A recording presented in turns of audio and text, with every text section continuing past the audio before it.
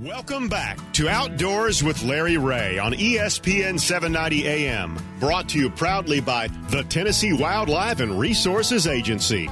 Hey, good Saturday morning. Welcome back to Outdoors with Larry Ray as we have this Thanksgiving holiday Outdoors with Larry Ray show I wanted to put together because I wanted to be thankful for what this weekend means for us. And I know we're coming off a lot of good segments. I appreciate Buck Gardner sticking around before he had to head over to Stuttgart to be a judge at the World Duck Calling Championships going on tonight.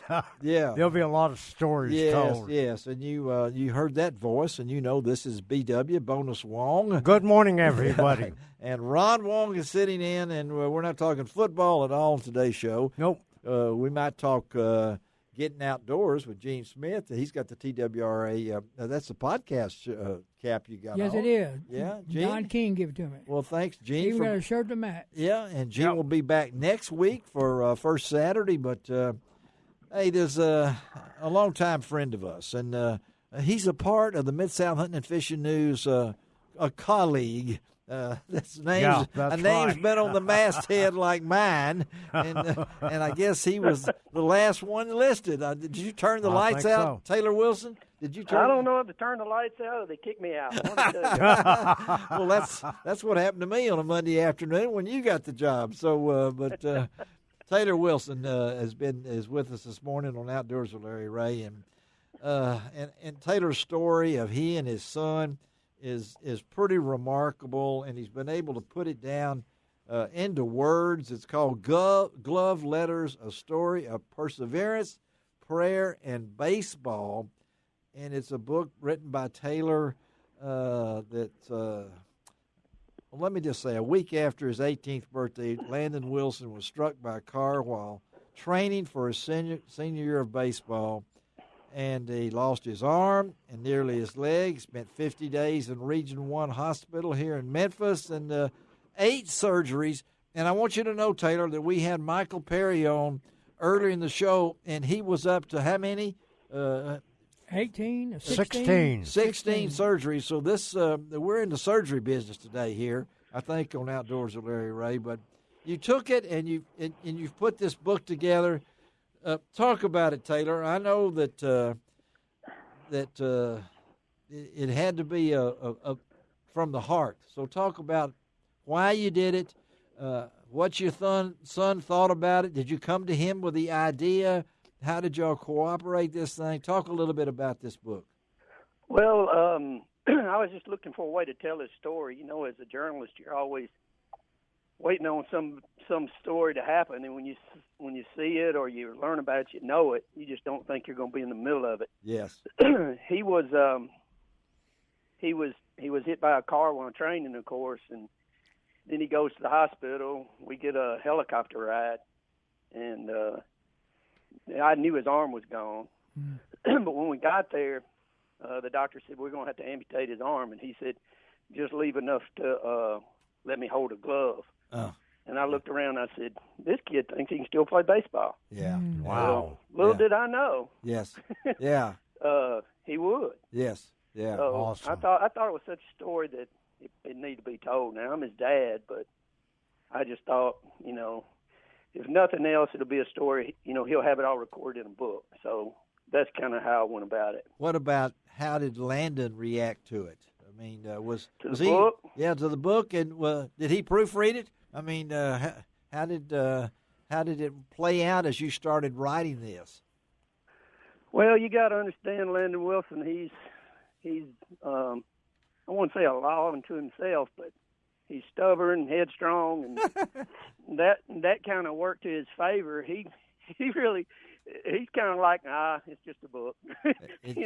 Yes. I'm gonna do my thing, and but I think he's a little more appreciative of it as he's looked and seen it all compiled. You know, he kind of like, you know, oh, Dad, you know, I just did what I did. And how long? He doesn't see it as impressive as I do. Well, how long did it take you to write it? How long did it take you to write it? I wrote it. I wanted to do the story for a while because it's just one of those things. Man, that's a heck of a story. I just hate I had to be at ringside to watch it, but I'm glad I was, but I toyed with it for a summer, and then I got the idea to make it a letter, all into letters to him. Yes. And since that thing about just leave enough for me to hold a glove, just leave enough of my arm to hold a glove, it just kind of went into that. I heard a Springsteen song called Letter to You, and I thought, wait a minute. And somebody told me, somebody said, that's not very smart of him to do that song. Mm-hmm. Nobody writes letters anymore. Yeah. I just put it all together. I thought, well, a letter means more to me today than it did when you used to do it. It's way more personable. Yes, absolutely. And to look back at people that wrote letters back before, I mean, people can't write cursive today, but to look back at old letters, it's an art form, really. It is, and of course, there's another angle here. You are an English and creative writing teacher at Covington High School. So I'm just an adjective peddler is all I am. Yeah, well, you're like me. When I pick up something, and I'm only taking the newspaper so I can critique it every morning. I'm proofreading it. That's what my wife says. I'm sitting there saying, why did they write this? They could have written this in 5 words instead of 15. And that's paid by the when in doubt, cut it. Yeah, well, you know me. I'm an editor, and I look at these things, and the reception, Taylor, has been well received, the way I'm understanding it. Yeah, I've had a lot of people that have really liked it. They say they're telling me they're doing a lot of crying. So, yes, yeah. I guess good writer. I don't know. It's a good writer. It's not the writer. It's the story. It's the story. Yes. The story. You know how it is. The good ones write themselves. Yes, they do. Yeah. That's kind of what this was, and a lot of people say that. And Landon was talking about it, and I said, well, we did kind of, we talked a little about it. He's at Starkville, and we talked a little bit about it. And he said, well, son, all I can tell you is the hero wins in the end. That's exactly right. And spoiler alert, I said, the hero wins in the end, and he just kind of laughed about that. He thought it was funny. He just kind of like, oh, Dad, whatever. How much does he love baseball? Oh, if you watch, I don't know, I've got a website, Glove Letter with no S, gloveletter.com. Okay, yeah. There's a video I haven't seen they shot of him when they did a story on him back when all this happened. Yeah. And you kind of get to feel he does an interview and probably does way better than me. Got a much better speaking voice than me.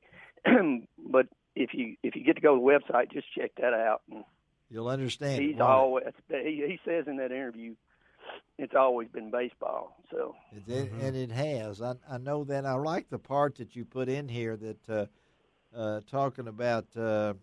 Some aim to climb Mount Everest. My son's goal was to climb back atop a pitching mound, which is not 5.5 miles up in the air. It's however many inches it is after Bob Gibson made them cut it down. That's exactly right. It was Bob Gibson. And we're talking to Taylor Wilson again about his book, Love Letter. Excuse me, it is a love letter to me. Glove Letters, a story of perseverance, prayer, and baseball about his son, Landon Wilson. And if you're wondering why in the world we're talking about this, is because Taylor has been a part of the journalistic community in West Tennessee for a long time. And Taylor and I go back a long time. I've even though I am a geezer, so to speak, to go back a long time with anybody is something, but I can tell this is something that Taylor's a storyteller. Now, he may not be able to say that his speech is not there, but he can write. And I haven't got a copy. I'm going to get a copy. But I think coming out at Thanksgiving time, Taylor, I can tell there's a lot of heart that went into this. So did it come out the way you wanted it to? It's got to be tough to, after all the articles that you've written about briar patches and and everything like that. Backwater briar patches and other things I've stepped in. Yes, that's the time. And I've stepped in a lot. Yeah. It's kind of worked for me as kind of a catharsis, kind of a cleansing of my soul, of getting this out there, making me feel about it. But it's been real inspirational for other people. And the big thing is I always say when I'd send that video that I was talking about on the website, I'd say, look, man, I don't know anything about your faith or anything like that, but I just want to show you about the power of prayer. Yes, it works. You know, and that's take a look at this, and that's kind of what this book is. Take a look at this. You know, this bad thing happened, but you know, something good came out of it. I don't know. Do you know Michael Perry and Jim Perry and the Michael story? Have you? No, I don't. Okay, Michael fell out of a deer stand 2 years ago and without a harness on, impaled himself, and he's had approaching 20 surgeries with 3 more to go. And, oh wow!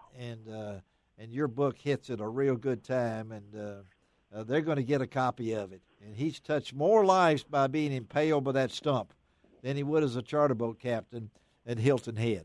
So it's just and I know Ron, you know Taylor.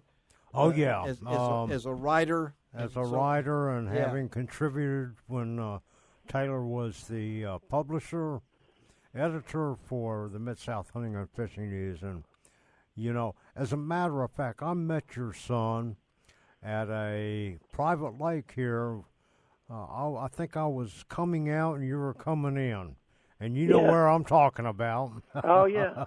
Yeah. That was some number of years ago, but, you know, all the best to you and to your son and your family. And I know that you're thankful for everything that has happened, and there's always that silver lining. Yeah, and I will add that he did mention that Landon now goes to, what school does he go to, Taylor? He's down there ringing that cowbell at Mississippi State. Hear that, Ron? He snipped that in because Ron's got his Ole Miss red on over there. I know. You know it, don't Taylor? Yeah, Taylor knows me. Ole Miss has a heck of a team this year. All right, it's going to be fun. Tell them, Taylor, we got to let you go. How they can get the book? What's going on? How to get a copy of the book? The best way probably is to go to Amazon. Yes. And just search for Taylor Wilson Glove Letters, and go there, or you can go to the website gloveletterwithnos.com.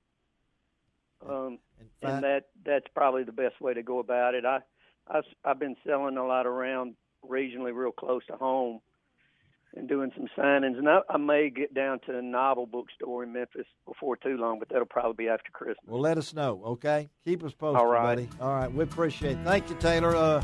Yes, sir. Thank y'all. Stay in touch, okay, buddy? All right. Yes, sir. See you later. Okay. Happy Thanksgiving. Same to you. Let's take a break on Outdoors with Larry Ray. Be right back.